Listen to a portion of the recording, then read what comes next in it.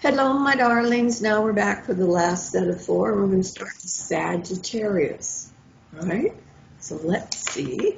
Sagittarius are some of my favorite people. All right. Okay. This looks to me like you're making a decision. Something's going on right now, and it's like you're in the analysis form of it. I'm checking this out. I'm checking that out. Things have happened that you're not that happy with. So you're doing an analysis of your own. So maybe you listen to other people and it's like, it doesn't resonate with me. I don't think it's right.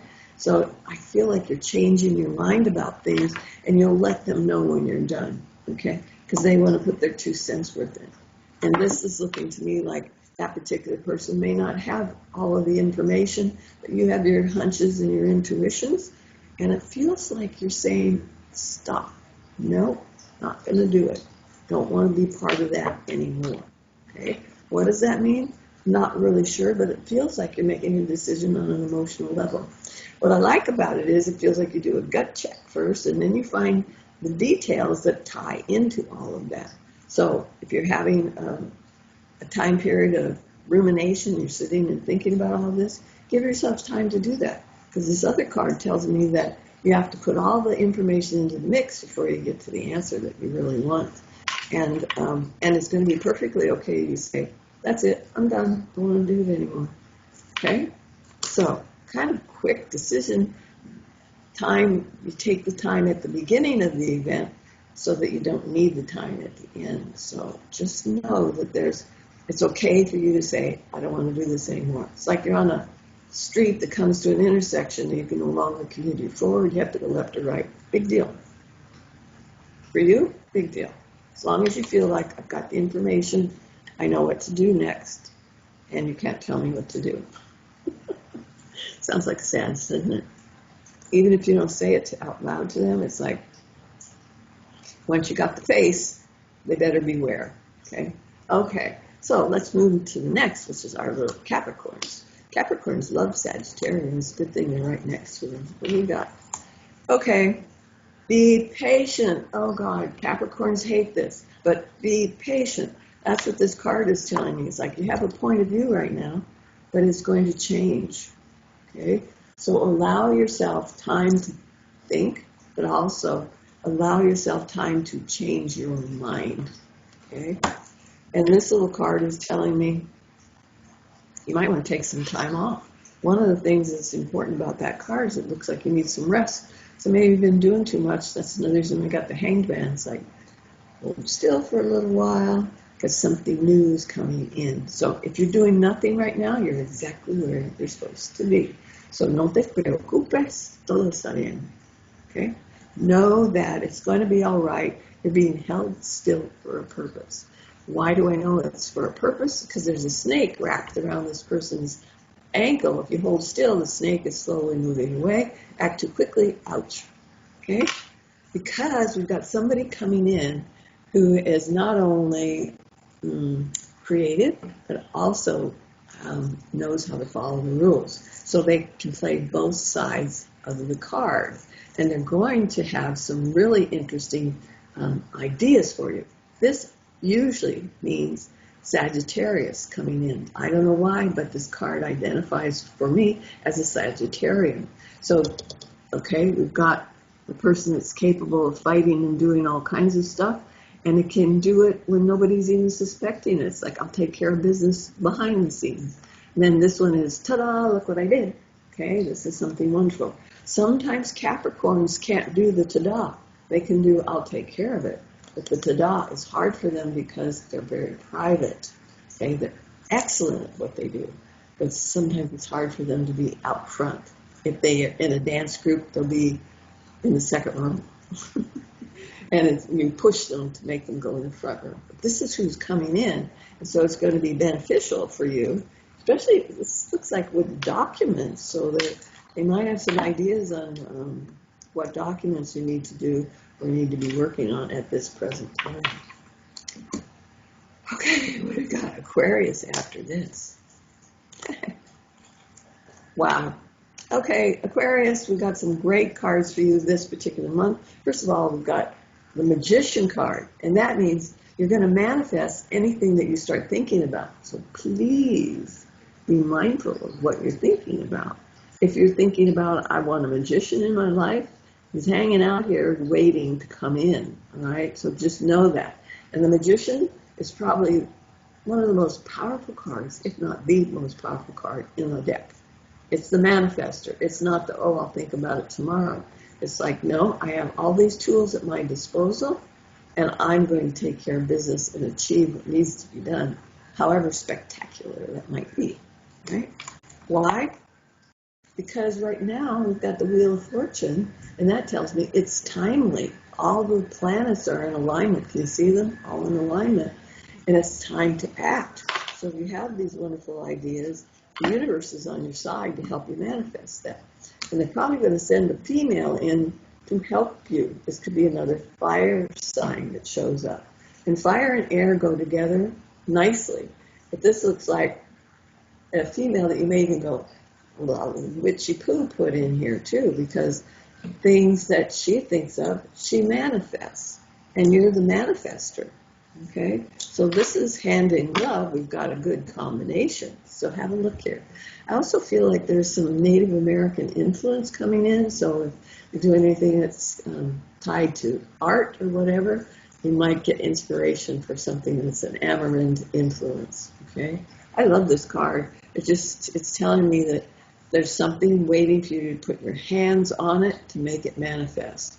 Keep your eyes open for a little stray kitty who's going to come in and be an indication that your manifestation is about to happen.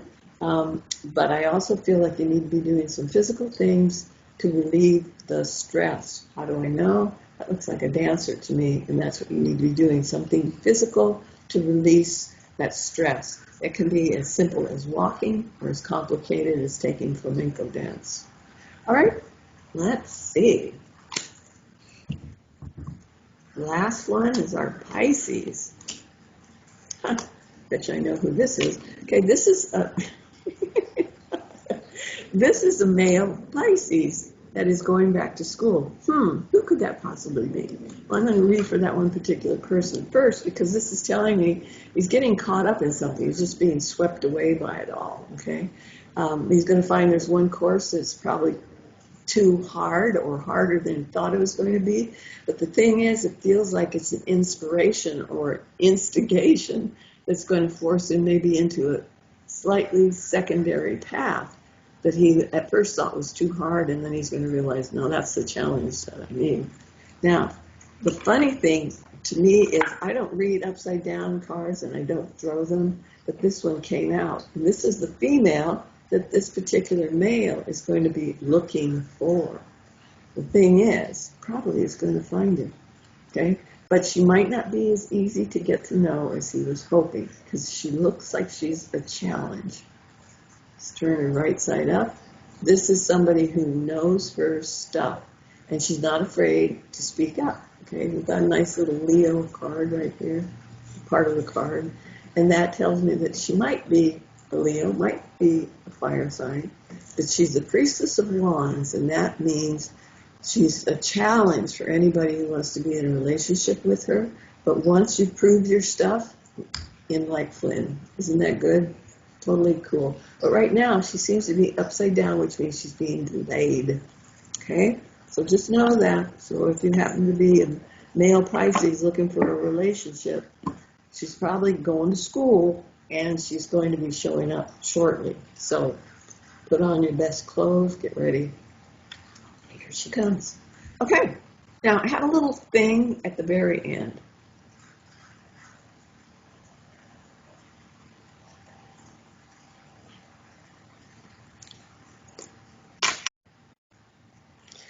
Okay, so I know that we were talking about horoscopes before, but I wanted to show you something that's kind of cute. And people think, oh, that's nice. That's just a toy. That's whatever. But they're more than that, right? Let me show you what this is first. First of all, here's my little, like a little book, and it is a palm reading. And look what came with it, little magnifying glass. this has a special meaning for me, but you can use it to see lines, okay? So maybe you're reading somebody's hand and you need a little magnifying glass. But these, believe it or not, are actually valid. And this has stories behind what different lines mean. So here's all these pages with words on them that are actually true. But they're mice type, so you also need you need a little magnifying glass in order to be able to read them, right? But I have not only the palmistry one, and I find this so charming. I don't know, maybe I've always been interested in miniatures.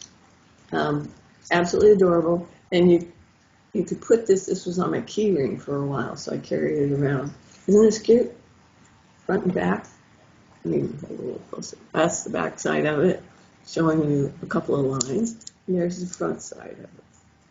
So you usually can find these like at metaphysical bookstores or something, and they make really interesting little stocking stuffers for people that are interested in this, or little birthday gifts. And here's another one, which I actually have used, and it's called Tiny Tarot. This one's a little harder to handle because they're all separate, but it's in a little snap case. Let me show you. And here's the cards. Here's the back of the card. Teeny tiny, itty bitty, teensy weensy. Oops. And here's the fronts. I can't see them very well. Okay, kind of can see them. Let's see what card fell. Yep.